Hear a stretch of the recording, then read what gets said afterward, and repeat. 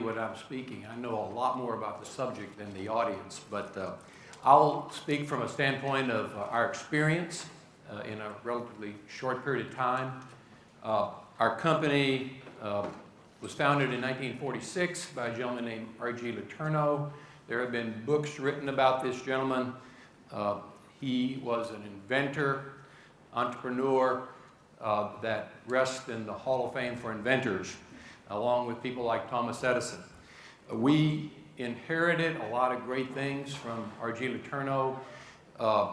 However, in 60 years, you can develop some pretty deep ruts, some pretty deep problems. And we were wrestling with those during recent years. Let me also indicate that we have an excellent family of products. Most of you likely have read the book Good to Great. You know in the book they separate all businesses in three primary categories, one of them being product leadership, operational excellence, and customer intimacy. We are clearly in the product leadership, and it's important to understand that as I talk about these products. We fit in niche markets. If I talk about the largest product on the face of the earth, that's not being boastful, that's just where we tend to focus. We are headquartered in Longview, Texas. Interesting that Gerard and I are kind of from the same neck of the woods. We had not met until earlier before this presentation. We have three primarily manufacturing locations, one being in Longview, where we've been for nearly 60 years, at Vicksburg, a large construction site, and then also now in Houston. Part of our products are sold in the marketplace through dealers. We have two company-owned dealers, but then about 20 arm's length type arrangements. We serve different markets, and in the early part of the presentation I'll talk quite a little about complication. And our complication starts with the fact that we sell different products into different markets. I want to give you a flavor for these type of products. One is we build jack-up drilling rigs. It's a man-made island, a large man-made island, that drills in 200 to 500 foot of water normally. That happens to be a large jackup. They're of different sizes. I'll show you some of those. The typical weight, if you had to pull it out of the water on that large jackup, is 54 million pounds, 27,000 tons. It is required to operate self-sufficiently for days and sometimes weeks at a time. In that particular case, it's the drilling package is cantilevered over a platform, an existing platform. A small unit is $150 million. A large unit is about $300 million. Major construction project, which I'll show you. We deliver a kit that's manufactured in Longview that's valued normally at about $20 to $40 million, so it's a substantial kit. It's moving parts. And we then bring it to a construction site which requires between 1 and 2 million man-hours of work. It's a 1 to 3 year project from date of contract. And this shows a bit more of an advancement of how that progresses. You can see the 18-wheeler down here, and it gives you a little bit of a size. There are people working. Unfortunately, relatively, they're pretty small. You got to look pretty close. One thing I'll let you think about is with 40 million pounds of steel of that 54 million, this unit sits flat on the ground. And as I give the presentation, I'll let you think a little bit about how that ultimately gets put into the water. That is the Mississippi River, and of course you know these drilling waters around the world. We make steel. We make steel from scrap in electric arc furnaces. The type of steel we make is focused on high-strength alloys, thick plate, and thick meaning typically 2 to 10 inches, of which this here is about 6.5 inches. That happens to be the type steel that's used in the leg of those jackups, and that one particular steel that's laying there would represent about a full truckload, about 40,000 pounds. We also build in the same plant in Longview front-end loaders. that's used in the mining industry. Front-end loader, rubber tired, contains about 7,500 parts. That loader goes through a cycle every 45 seconds.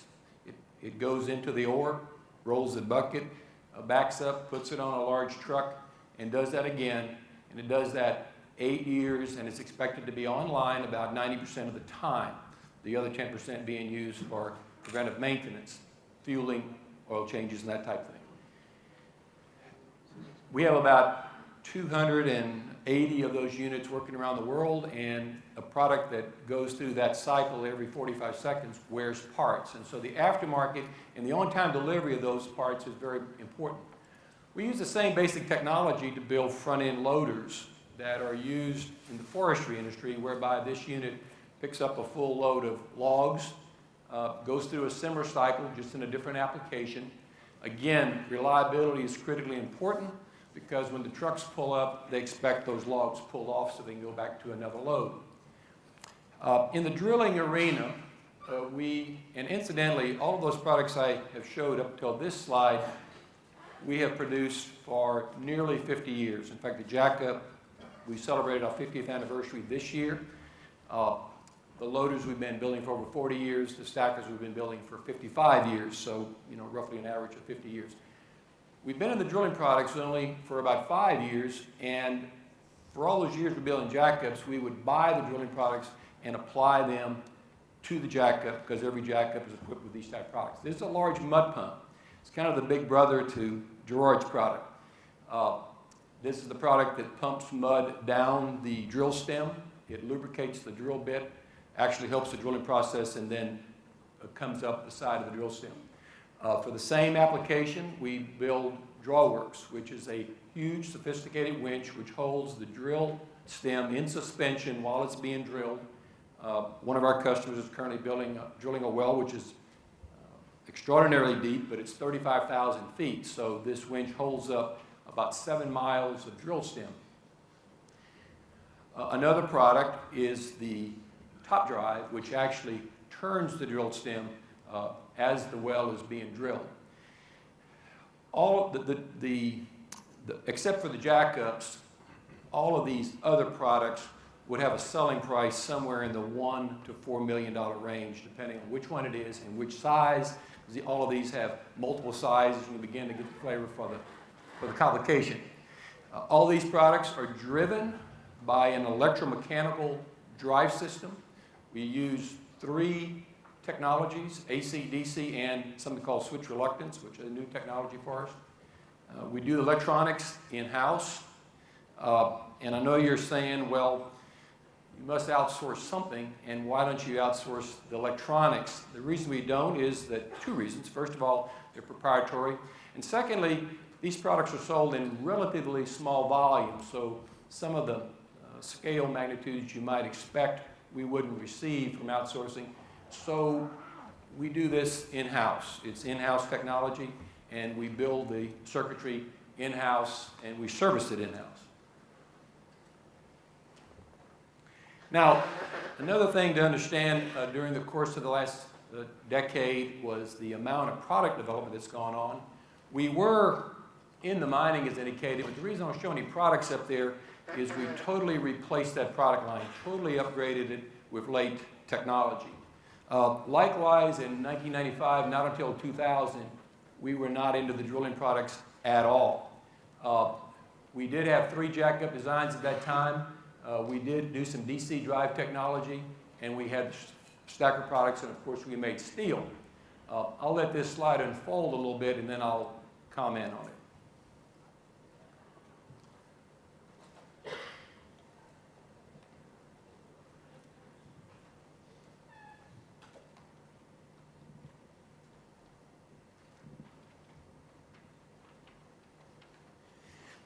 I think you can see that we've gone through a metamorphosis of product development, huge amount of product development in the last 10 years.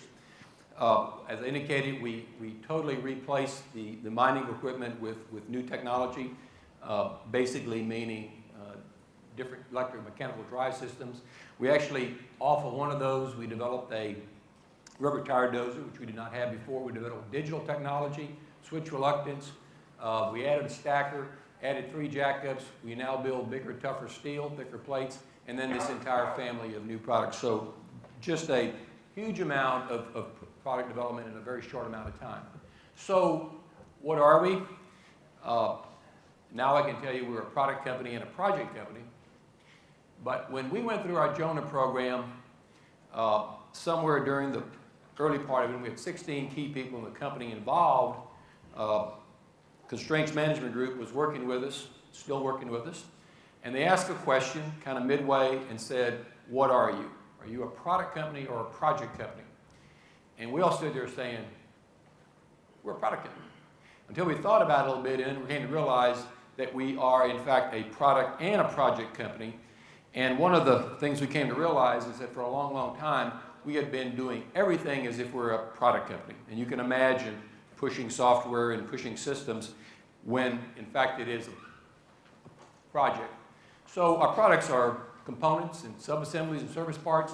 And then projects we have, you can tell from the amount of engineering development that we've done, engineering, and we now treat the assembly of these products, the final assembly, as a project. Particularly the off-highway machines and the land drilling rigs. I didn't comment on land, but we also build land drilling rigs. And then the construction of these massive jackup drilling rigs. Clearly a project. We are not only integrated, but not only vertically integrated, but highly vertically integrated. When we start with scrap steel, we make forgings in-house, do fabrication, machining, heat treat gearing. We build those electric motors and generators. I already indicated we do the digital control systems and we do the final machine assembly. So you can get a little bit of a flavor, and you probably know businesses that each one of those could in fact be a business, but we do all of that essentially in-house. And I realize that's unusual. At least in America, there's not many companies that are that vertically integrated in heavy manufacturing. So we're a bit of a rare breed in that regard. Prior to 2001, I call it the stew. We were kind of like one big stew cooking. Everything was in it, had a lot of mutual dependency, and we came to realize that we didn't have good product accountability, we didn't have good market accountability, and so we organized out of that stew to bring focus to the markets. And the top and bottom are the 2 company-owned dealerships, and then we have the marine group, primarily the jackups that sells in the external market, the drilling products that sells in the external market, also in the marine group. The equipment group builds the large rubber tire equipment. Those are the 2 dealers out here. Then the steel group supplies all of this. About 1/3 of the steel goes captive. About 2/3 goes into the open market. The component group is just, in fact, that. They build all those components that you can anticipate. And the other 2 are drive systems, parts of our company. So, this won't surprise you that our bill of materials have 680,000 line items in it. We deal with 184,000 part numbers. We deal with something in the neighborhood of 59,000 to 60,000 manufacturing orders per year. Each of those has 5 or 6 operations, so many operations that are performed, and 2,000 employees located at those 3 locations. Before we get to the technology, you can look at these numbers up here and say, well, that's kind of numbers that a lot of people may see. You may see that at FedEx or UPS. But then comes the difficulty of marrying that with the technology and the fact that we do this internationally because our products are sold largely internationally, probably 80-20 now from outside the U.S. And each of those markets and each of those products has a different set of regulatory arrangements. So when we kind of did our analysis, these were the kind of things we were struggling with. We had this great product line, but we weren't performing very well financially, had long cycle times, high work in process, had too much obsolete inventory, very low inventory turns, low on-time delivery, high overtime in expediting, and high overtime meaning that we would work 30% overtime, sometime for long periods of time. But that's how we got it done. We got it done by pushing and shoving. We actually exited some markets due to pricing competition, and we had unfavorable cash flow at times, and we also, of course, had low ROI. And I know you're right now saying, how did you keep your job? Well, we have a good parent company, and we do a lot of work for our parent company. And one of the things that happens in that arrangement is things get kind of messy, and it's real easy to rationalize, even at very high levels. Real easy to rationalize and say, yeah, you got low inventory turns, but then you do all this work for the parent company. But the one thing that we were smart enough to know is that these type of performances, these type of results would have ultimate consequences. And so we were searching for a better way. Obviously, in 60 years, you build a lot of ruts. This organization was purely, totally, 100%, the decision-making was made on GAAP accounting. For product pricing and for transfer pricing among the groups, it was used for making sourcing decisions. It was used for capital expenditures. It was used for determining product profitability. And it's about this time in the presentation where I tell you my stomach really starts hurting, because I think back at the many decisions we made, worked hard at it, thinking, wow, you know, we're really smart and we really got this thing figured out because we got the calculators running. And it was only till later that we realized we were really shooting ourselves in the foot sometimes. Of course, I talked about over-reliance on overtime. That was our way out. That was the pushing and shoving. And we had done a lot of work. People really worked hard. Our employees always deserve a big E for effort. But we still weren't getting the results we were seeking. We liked some of the things that came from that organizational work we did, but it certainly didn't help our on-time delivery and didn't necessarily help our financial performance. Of course, you become very good at deciding why it has to be this way, why we in fact are different, why we're so complex, and why all these methodologies that people talk about won't work in Longview, Texas. And so firefighting was our main way, and I got to tell you, you get pretty good at it. We got pretty good at firefighting. And I don't think we're the only people that found it pretty easy to continue to believe that we're smart and we know how to do this. We'll somehow work our way out. And so we have that normal reluctance to seek outside advice. So our history didn't start as far back as Gerard did with TOC, but it started in a similar way, whereas he seemed to be the catalyst in his company. I was not the catalyst. The catalyst was actually a person working for me who was struggling with all these things that I talked about here, who had done some reading, and he was getting me to do some reading, and he was talking to people on the telephone, and we had enough confidence that we said, you know, let's kind of divvy out there and try some things. And so we started by implementing drum buffer rope with some limited help. Mapix was our primary business system, accounting system. And early on, we were seeking on-time delivery performance, and we were getting some pretty good improvements. And we actually felt pretty good about that 10% going to 75%, and getting kind of comfortable until we realized that we had done the easy part. I call it the sponge effect. You know, it's that you get a sponge that's wet and you squeeze it the first time and water comes out of it. The second time you squeeze it, it's harder. The third time it gets harder. So we really did the easy things, but we had plateaued. And the person that was the catalyst in our company continued to look and began to interface with Constraints Management Group.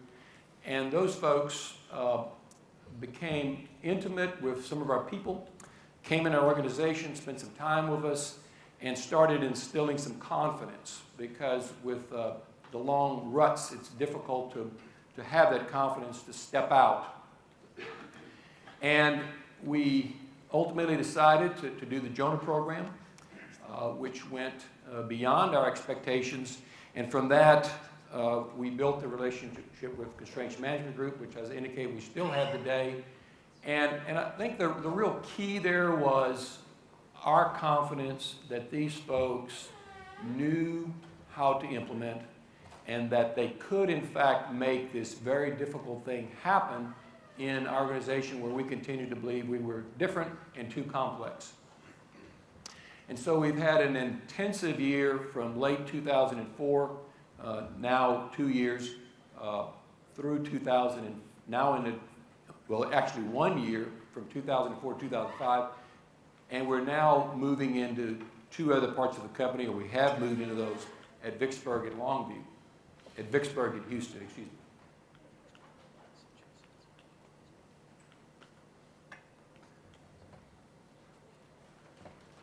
We were trying to maximize our return on investment.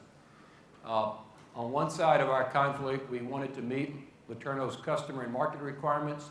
And in order to do that, we wanted to focus and act on overall company performance. And as I indicated, when we were the stew, we tried that for years, but were unsuccessful at doing it.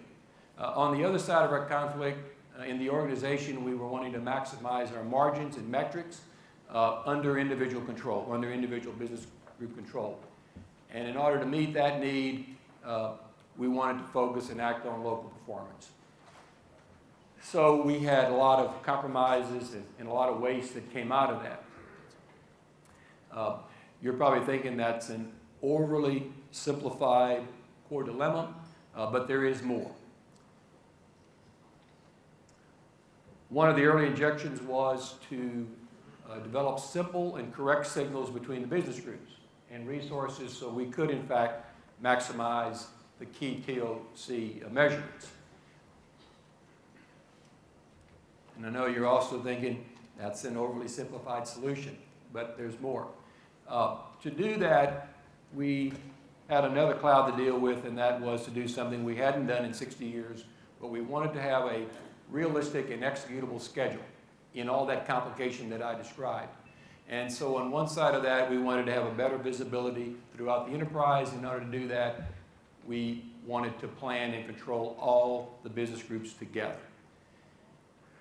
On the other side, in the business groups, we had a need to prevent changes as any sliding in the individual group schedule would cascade throughout the company.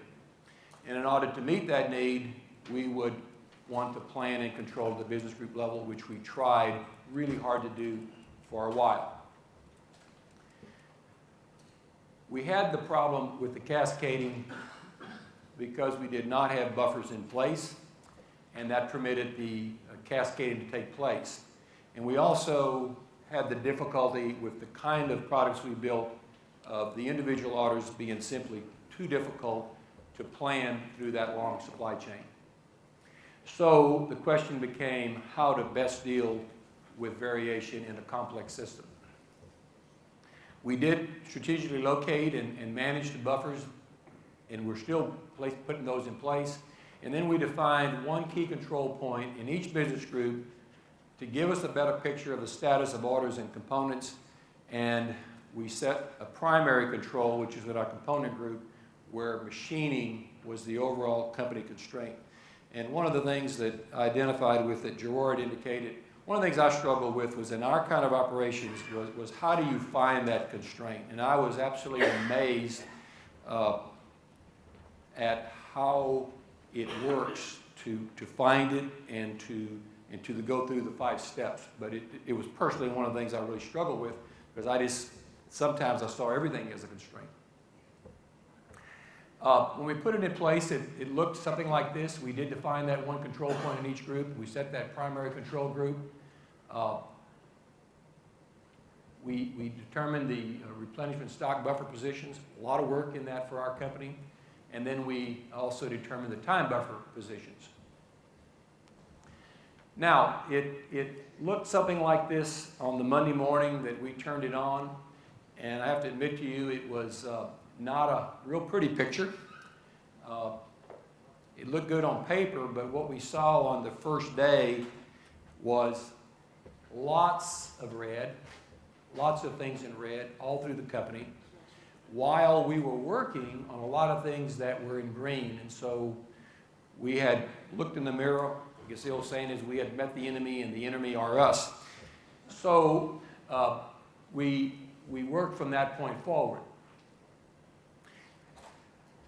We worked really hard for years trying to make all kind of software and all kind of systems work by taking an order for one of those products, letting that software work its way back through the supply chain, only to give us a very long lead time.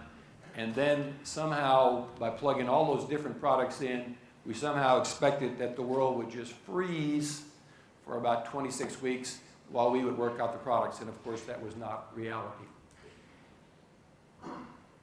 So where we're almost at today is something that looks like this, the same buffers in place, and we are close to getting our product lead times to something that is in this neighborhood. We are not complete, still working on this and working on it daily, and we continue to conquer milestones that's helping us get there.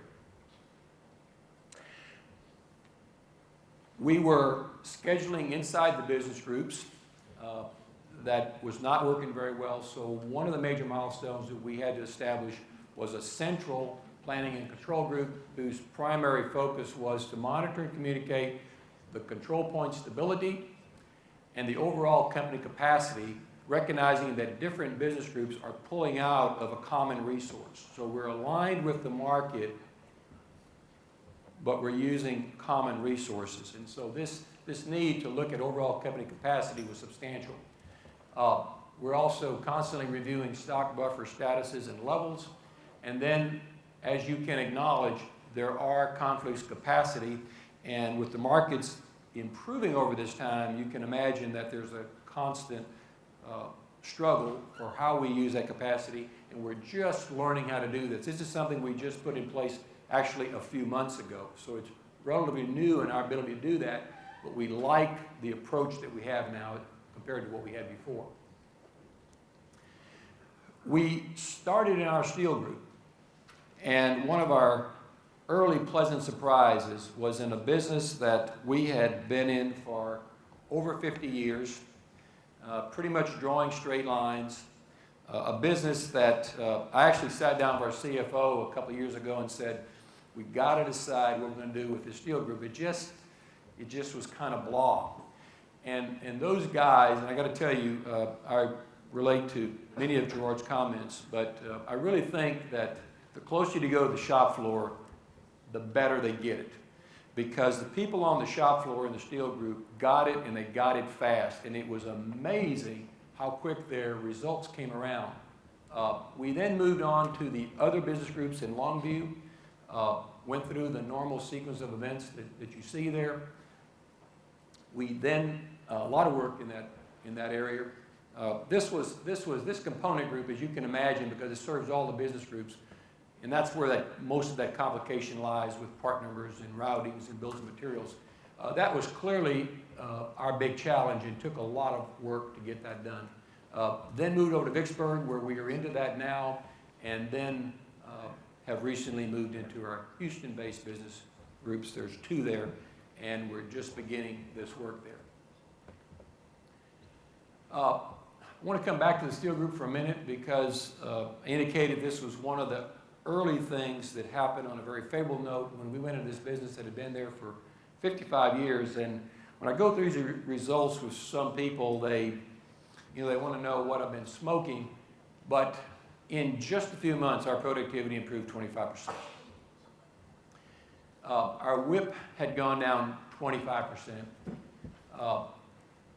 Cycle times had improved dramatically by 64%. And our on-time delivery had improved from less than 50 to about 90. Probably the biggest difficulty we have with the steel group was they had been in the steel business for so long, and some of you know that that's not far off from kind of normal in the steel industry. And so when we started talking to our steel group about our target is 98%, incidentally, 98% on what we call first promise. They really struggled with that initially, kept telling me that I didn't understand the steel business because they said we're normal. We're normal at somewhere around 50, 60%. But they went to work on this, and they put that behind them. In fact, they put stickers on their hard hats of 98% to let me know that they understood. But it began to work very well for us. Keep in mind that a third of this steel goes into the component group, into the other companies and the other business groups. And you've probably concluded already that if your first feed into the process at 50%, we're dead on arrival trying to be on time with our other products. So the component group always held a large inventory of plate because you couldn't rely on the steel group, and we actually reduced that inventory by $2.6 million. So this was a business in our company that was kind of blah, kind of drawing straight lines, that's become a really strong performer for us. The other segment of those operations in Longview, which we're now about 80% complete, and I'll come back to that in a minute. This was the part that was really hard for us that I described earlier. And we have a way of measuring productivity there, and it's about 20% up. Operation cycle times, which includes the queue time, the setup time, and the run time, is down 29%. On-time delivery, and keep in mind that we had moved from 10 to 75. That was the easy part. This last 12% is getting really difficult, so we feel good about getting 12% now above that original gain. And we just finished October, of course, and that number inched up again to 89%. So by getting those increasing numbers, even though they're incremental, it's continuing to give us that confidence that we're doing the right things. Customer order cycle time is down 31%. Now, that's significant, but you may have seen a lot of cases where that kind of improvement has been held. But I want to tell you that over a 3-year period of time, our volume has doubled. And so to be in an environment where the volume is approximately doubled and still get shorter lead times is another real telling tale for the work that our folks are doing. And total inventory in a time when volume is up, coming down, another telling tale. Now, why are we only 80% complete? And we expect the results to dramatically increase very soon. I indicated that Vicksburg was just started a few months ago, the critical chain project management work there. A large amount of that capacity is building those kits for Vicksburg and getting the signals, the demand signals from Vicksburg to Longview correct are important to how well the Longview operation performs. So we're over there at Vicksburg right now working hard to put in critical chain project management so that we can come back and close the loop here. Indicate to you that each of those rigs has a man-hour requirement between 1 and 2 million man-hours. Also, the first network is now about 70% complete. We have 11 sub-projects. There's about 2,000 tasks, and we stopped at 5-day duration minimums. Boy, I'll tell you, here we are again. Each time our people tell me that they believe this is the kind of improvement, it's always still hard for me to believe that we would get that, because that would represent 390,000 man-hours per rig. That would be huge for us to gain that.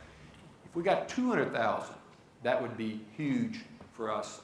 And so this shipyard is a bit like our steel group, was drawing straight lines and has the opportunity to improve its competitiveness substantially as we implement.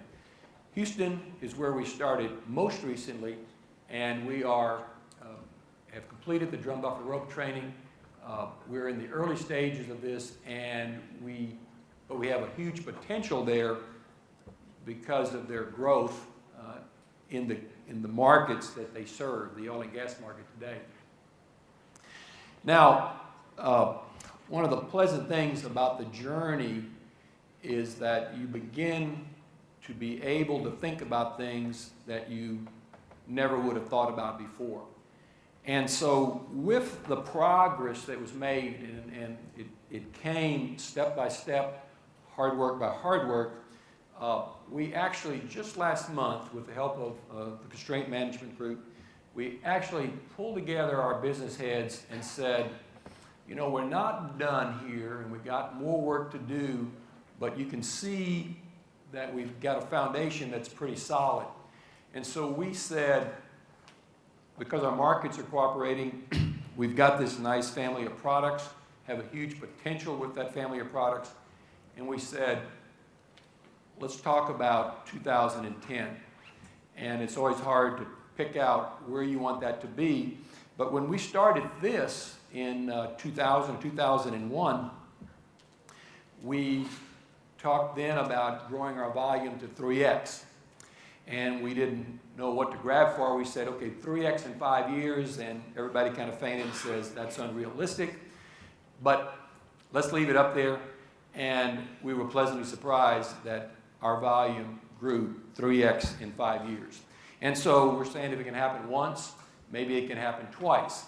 So we are working on that. Our primary focus is going to be on the jackup drilling rigs and the land drilling rigs, also on the drilling products. And we know that ongoing successful TOC implementation is key to that. If you want to look way out, we also know that some of these markets are very volatile.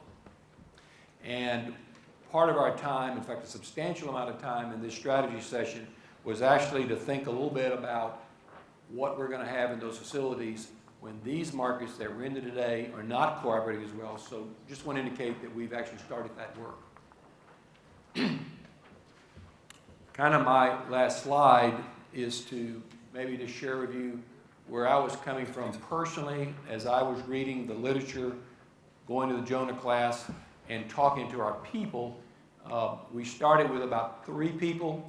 That grew to about 16, and I call them champions. And we kind of segregated everybody in the company. You're either a champion or you're a victim. The victim is the guy that comes to work every day and says, I can't do this because that person's not giving me this on time, and et cetera, et cetera. You know the story.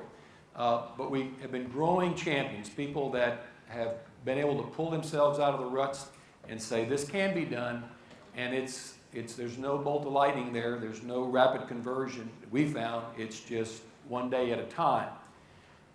So the rationale that I used in talking to our people in campaigning for conversions was that this methodology represented a logical, organized, proven methodology for company-wide continuous improvement. In our kind of company, 2,000 people come to work every day, and they do something. They punch buttons, they buy things, they make decisions on what to put in inventory, they make decisions on what tooling to put in, what orders to take. And so we're a company where 2,000 people make decisions every day, every hour. And we need them to have some kind of methodology by which they make those decisions. And only contrast that where if you're in a big refinery or a big petrochemical plant, if you've ever driven by one of those, you see all the pipe and all the columns. There's only a few people in that whole big refinery that are making decisions about how it operates. They're called operators, and they turn the knobs. But everybody else is kind of subordinate to that. But in our company, that's not the case. Everybody is making a decision. And so to have a methodology that 2,000 people can make decisions by was helpful to me. We were seeking on-time delivery. As you saw from my slides, it was absolutely miserable. It was unacceptable. And we had grown into a time where our customers told us that. They could not live with those type delivery times. We obviously were working to improve our financial performance. We thought we could do that via higher productivity.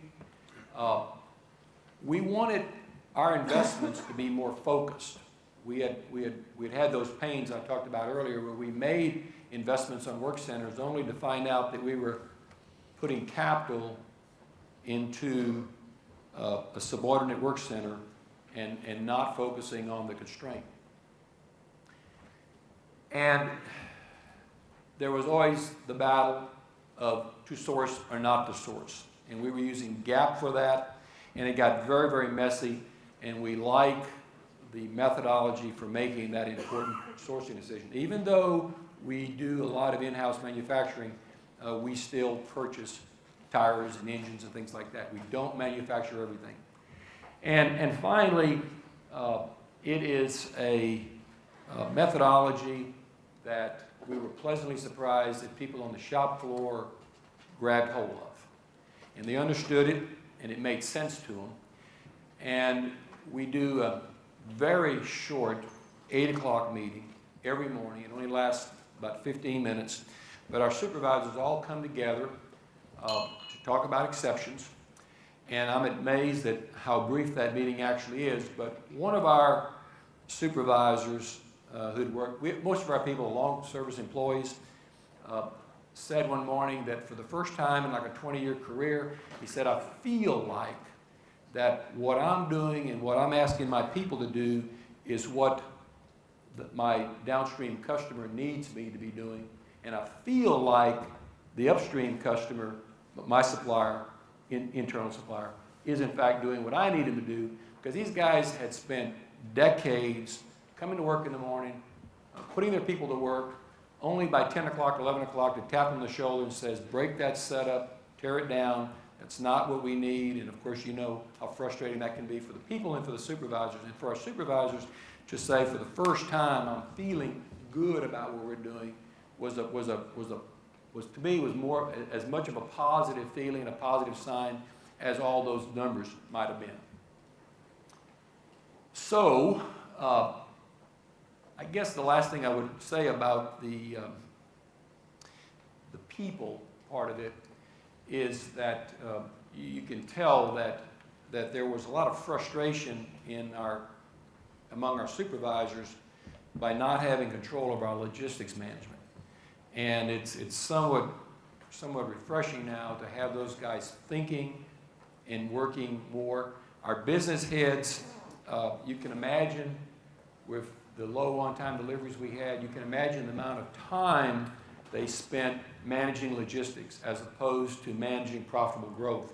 And so we believe we've got those guys shifted away from just managing day-to-day logistics. That's being done more now on the shop floor.